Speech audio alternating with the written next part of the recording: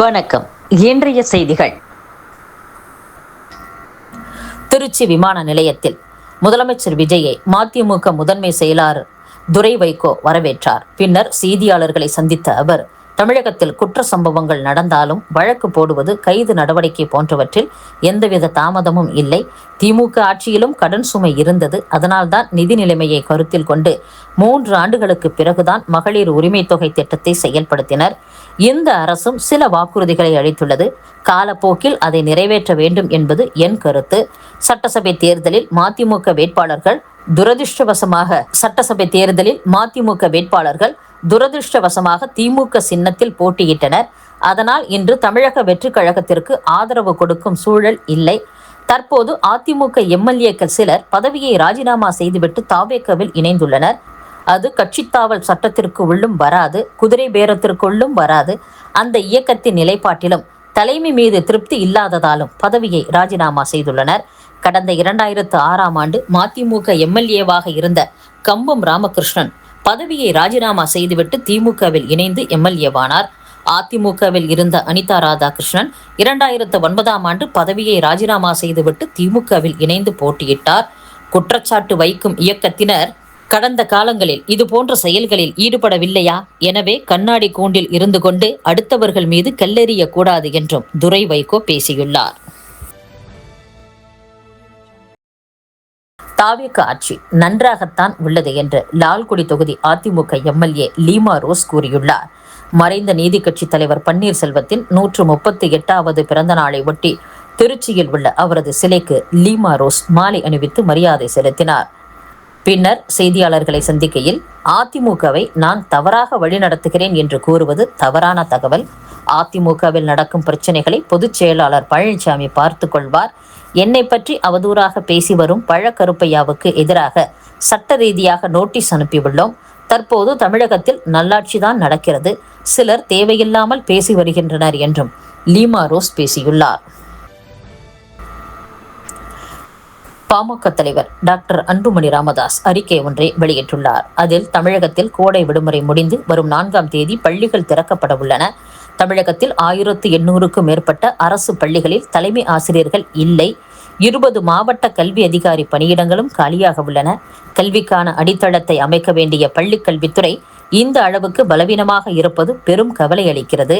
கடந்த 5 ஆண்டு கால திமுக ஆட்சியில் அரசு பள்ளிக்கு தலைமை ஆசிரியர்களை நியமித்து அவற்றின் கட்டமைப்பையும் மனித வளத்தையும் மேம்படுத்த எந்த நடவடிக்கையும் எடுக்கப்படவில்லை.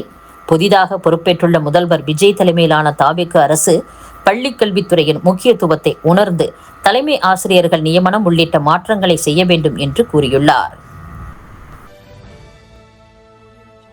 திருவள்ளுவருக்கு காவி உடை அணிவிக்கும் வேலைகளை செய்வது RSSக்கு பழக்கமாகிவிட்டது.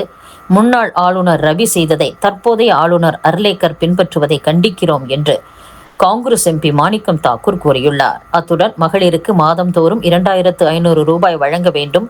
நிதிநிலை குறித்து வெள்ளை அறிக்கை வந்த பின்னரே தமிழக கடன் சுமை தெரிய வரும். முதலமைச்சர் விஜய் சொன்ன வாக்குறுதிகளை நிறைவேற்ற மத்திய அரசு தடை போடக்கூடாது.